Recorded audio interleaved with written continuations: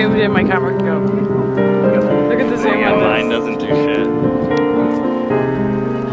She gets the pic. Maybe. I'm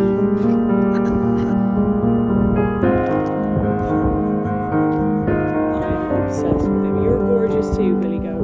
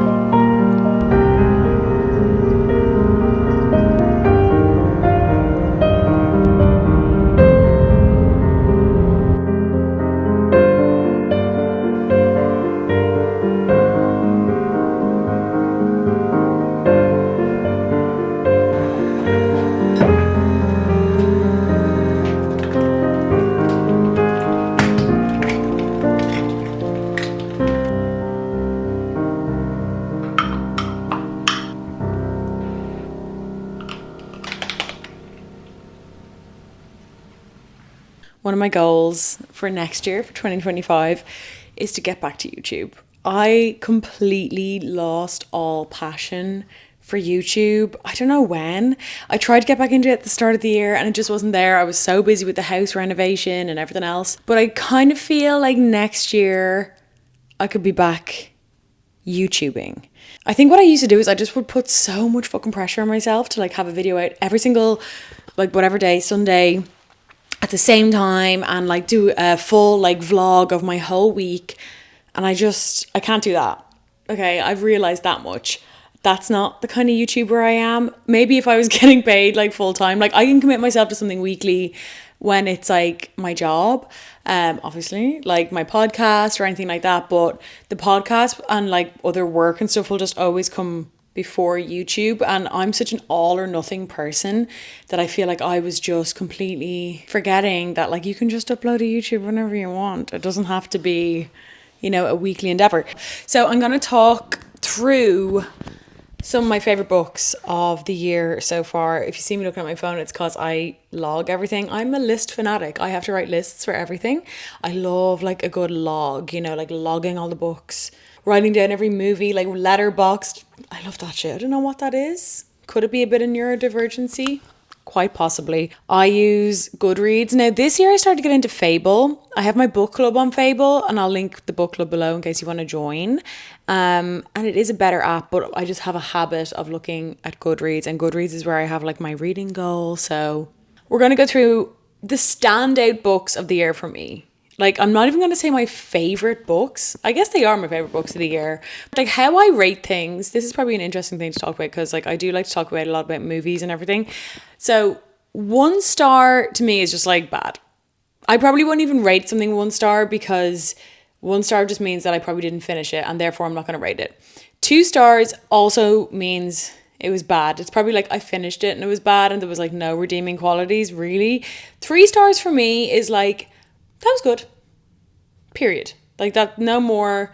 Didn't really provoke any thoughts. Didn't really, or maybe it did, but like I felt like it didn't fully get there. But like it's still like an enjoyable read or movie or whatever else. 4 stars for me was like, wow, that was incredible. Like I would recommend it to my friends. I would talk about it. I think it was brilliant. And 5 stars for me is like either that was a perfect book within its genre, or it impacted me a lot. I think I gave all these books 5 stars, or like very high in the 4s, like 4.5, 4.75. Okay, so I read Brutes earlier on in the year by Diz Tate. This is such a strange book, and I love a book that kind of throws me off a little with its like stylistic choices, how it's written. I also love, like, I'm a bit of a nerd for like anything that has anything to do with the classics or anything that pays homage to the classics. Like Obviously I love Song of Achilles, but this book anyway, it's written in this style of like from the voice of a like Greek chorus, which I think is so cool. It's about these like four, I think, friends, the little girls. They're like 12 or 13, I believe, and a girl in their town goes missing. It's kind of like southern vibes, kind of Florida Project, if you've seen that movie, by what's his name, Sean. He did Honora. Anyway, kind of that buzz. We're in like, you know, a working class area in Florida. And these girls all speak in one voice, which I thought was so interesting. It was such an interesting stylistic choice, especially as like when you are a young girl, like you and your friends do feel almost as one. So while it wasn't like a perfect book to me, it really stood out to me like just for its like stylistic choices and the writing style, and the story was so mysterious. Now, I will put it out there, I'm not the type of reader, I'm not like a reader who needs like a really plot driven book. I don't need all the ends to be tied up really nicely in a big bow. If anything, I prefer things to be pretty open, and that book was extremely open and trippy, and it was almost like a David Lynch movie. But I really enjoyed it. I loved my experience reading it, and it was probably the first book of the year that I was like, ooh, this is cool. Okay, next would be A Certain Hunger by Chelsea G. Summers. I fucking love this book. Oh my God, I think this was my first 5-star of the year. It is a book written as a memoir, fictional, and the writer is writing it from prison, and you know this from like the outset. And the book is from the perspective of this writer who was a food critic, but she basically ends up like murdering and eating her lovers. And the book like catalogs all of those experiences, and it is so well written. Like, it's so witty. It's like a female Anthony Bourdain writing a book about cannibalism, which is obviously like sounds like really vulgar, and it probably is. Like, I do feel like I'm very desensitized to things like that. I don't really have a weak stomach, and you will see an ongoing theme. Like, it's what my book club is dedicated to. I love books that like really delve into taboos and unusual themes and unlikable protagonists, all that kind of stuff. Like, that's the kind of subgenre of literary fiction that I love. And this fits all those, although I would argue that the protagonist in this book is actually really likable. Like, she's so funny and dry, and it's almost like Samantha from Sex and the City. She writes a book, but she's gone rogue. It's like American Psycho meets Samantha from Sex and the City, but she's also Anthony Bourdain because she's into food. And like, there's so much in there about food too, which sounds weird because it's a book about cannibalism, but like, she writes a lot about like the areas she goes to and like the kind of foods she's eating. Oh my God, it's just so good. Like, if you enjoyed, like, American Psycho would be one, of course. If you liked boy parts, you would like it. Trust and believe. Oh, okay. I feel so weird and not embarrassed, but I'm kind of putting myself on blast in a way of like what I just said before about being desensitized to like kind of horrific topics. This book comes with the biggest trigger warning ever. Like, I truly don't say that lightly.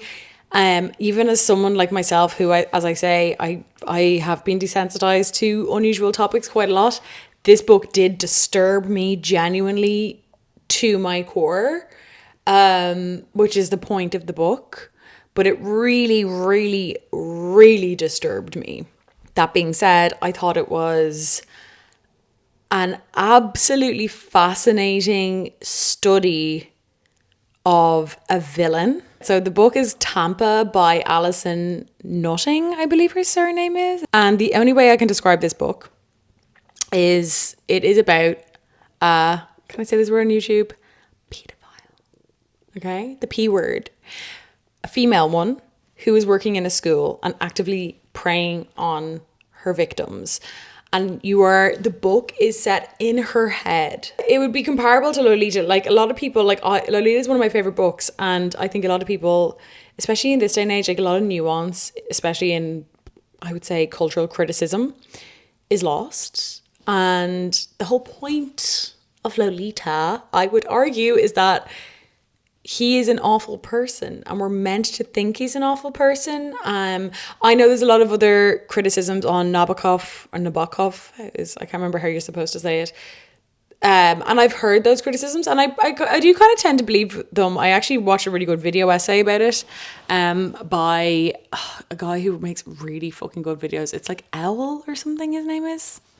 Something Owl. He made an amazing video really roasting A Little Life, and it confirmed all my opinions on A Little Life, but I'm rambling now. He made a really good one about Lolita, and I agree with a lot of his points. However, I still do really like the book Lolita. Okay, I think it's an incredible study of a horrific man. How a charismatic, well-spoken, upper-class man/person can get away with horrible crimes because they can project the veneer of properness, I guess. And this is a similar study, but it's about like how a female predator would get away with these things, like, and get away with situations that nowadays a man probably wouldn't. Like, where Nabokov wrote about Lolita, you know, I think it was written in the 40s or 50s. And it's obviously set in and around then, where children just weren't protected, period. But Tampa is set present day.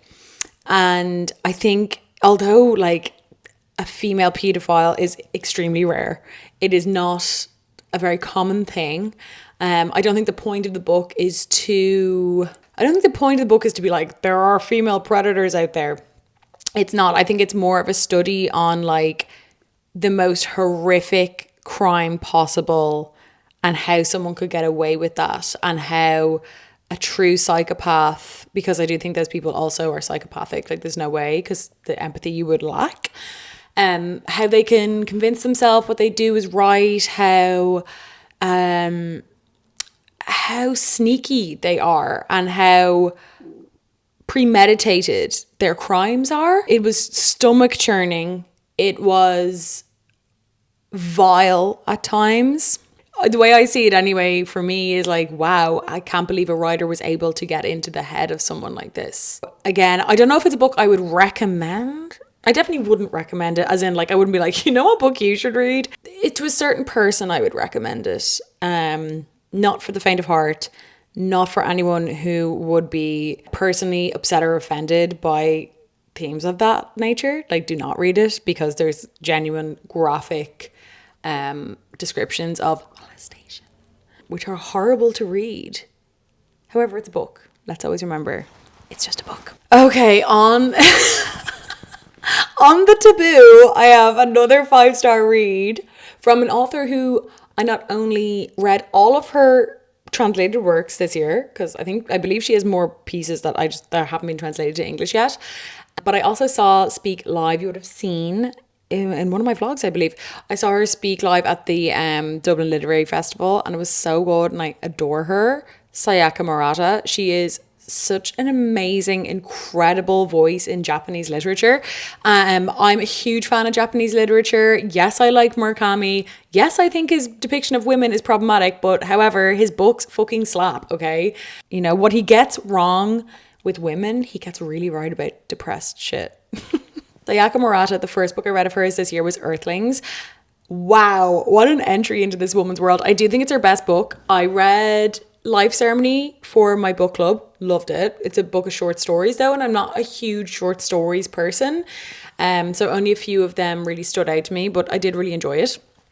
I also read Convenience Store Woman recently, which I know was like her most well known. Like, it's kind of what made her very viral over in the West. I think it must have been her first translated work. And it is really good, super short read. I think it would have been better if I read that first before Earthlings, because Earthlings to me was just like Oh my God, what a ride of a book. Again, massive trigger warning for incest, I guess would be the biggest one. Cannibalism. But it's not a horror book. Would you find it weird if I told you it's almost a dark comedy? It's a book set in the head of this young girl. As far as I remember, I read it earlier on the year, so I think it flip-flops in chapters between like past and present. So you're either in her mind as a young girl or you're in her mind as an older, or like not older, I think she's in her 30s. And it kind of deals with like sexuality, loss of innocence. A lot of her books in general center around the Japanese perspective on sex, and taboos and the expectations on someone to be in relationships. That's something that she does touch on in all books that I've read of hers anyway, which I really enjoy her perspective on that. Trigger warning, yeah, definitely nowhere near as graphic or as stomach churning or as predatory as Tampa. There's nothing that can come close to Tampa, let me put that out there. But it is more like, it's more done from a place of, as I said, innocence, because it's like a child. I don't know. It's a really incredible book for a very specific kind of reader. But if you like what I'm putting down with the like dark topics and dealing with these taboo topics in interesting ways, I think you would like Earthlings. Her writing style is also just like super funny and fucking like really witty. If you follow me on Instagram, you're going to know I'm going to say this book. Evenings and Weekends was robbed, by the way, at the On Post Irish Book Awards. This didn't win Newcomer of the fucking Year. That's insane. This book is so good. This book I would recommend to any of my Sally Rooney fans. I wouldn't say it's like comparable in style to Sally Rooney. It's more traditional style of writing. I don't know if I'm using the right words, guys. I just try my best. More like cinematic, because Oisin McKenna is a playwright by trade. And I believe he adapted this from a play he had written, which I thought really came across in the book, because it really gave me the vibe of like, oh, this could be a TV series. But anyway, it is about like 4 friends. It's set across a weekend in London where there's like this massive heat wave and there's a beached whale in the Thames. And it's just so comforting and lovely. And I love books where you are kind of chopping in different people's psyches every chapter. Like, that's my favorite thing in a book. I love when you're like, this person's perspective and then this person's. And that's what this book does. And it deals with the themes of motherhood, pregnancy, but also sexuality in like an LGBT sense. And also like one of the characters is an older woman, like one of their parents, and it just has so much to do with like emigration and living far away from your parents and your relationship with your parents as you grow older. Like, it's kind of like the characters of normal people but in their 30s. So that's why I really enjoyed it, because I loved Normal People when I was in my 20s, and Normal People more so gave me like, and some of Sally Rooney's books, not her newest one, but her earlier books, more so tap into my nostalgia for being that age. Whereas this book was very relatable to me as someone in my mid-30s who's living in a city, who all of these themes come up for me, you know, not all of them, but a lot of them. So I do think it's a really good book. I probably, this and it's one of my favorites of the year. That's all I can say, because all of these are my favorites of the year, but this one really, really made an impact. Like, this was that kind of book for me where I was like carrying it everywhere with me, like carrying it to the shower, carrying it to the kitchen when I was cooking, you know, and you're just like, I need to read this. I think I read it in like 2 or 3 days or something like that. It was so fucking good. The next one I don't have a copy of. I read it on my Kindle, but I read it around the same time. I think I actually read it right after Evenings and Weekends. Calla by Colin Walsh. Oh my God, I had heard so much about this book. I had no idea what it was about though, and then I read it, and it was, once I read Evenings and Weekends, and I was like, that's my favourite book of the year, man. And then I read Calla, and I was like, fuck, I think I like that one as much, if not a little bit more. I don't know. I just thought Calla was amazing. It's about a group of friends who return to their hometown. Some of them still live there, some of them don't. But when they're all back, it's like the anniversary of one of their friends who was murdered. I think it was the anniversary anyway. Or they all just start to remember about this time in their life. Like the last time that they were all in this town on the west coast of Ireland was when their friend was murdered. And again, it's like chop and change, chapter to chapter, different people's perspectives. The characters are really memorable. And there is like twists and turns in it too, because it kind of is almost like a thriller novel as well, but in a literary fiction sense, which is like, oh my god, my favorite thing ever.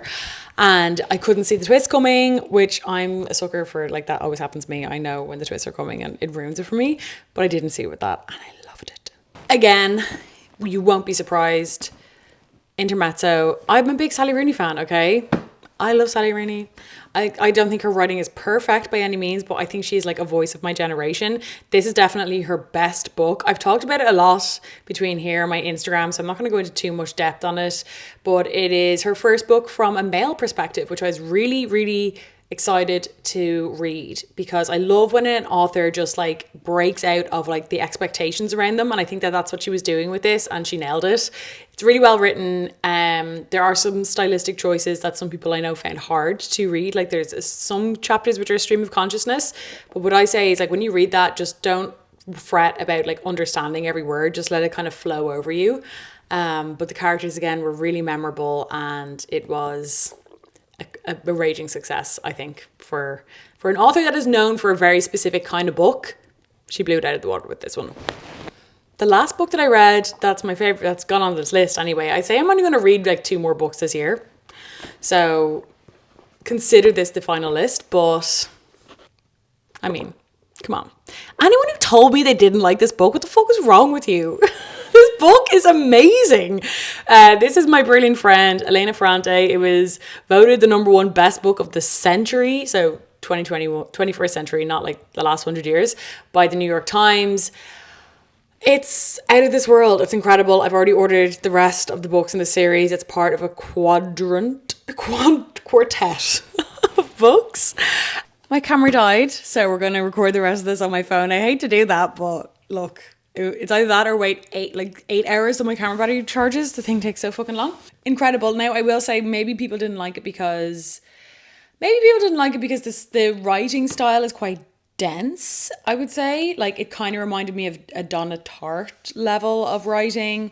Very serious, very dark themes within it too. It opens up from the perspective of our narrator, which is Elena. And her friend has gone missing, right? She's in her 60s, and I believe it's like her friend's son rings her up being like, she's gone missing. And she says like, I always knew she would do this. She always told me that she wanted to go missing one of these days.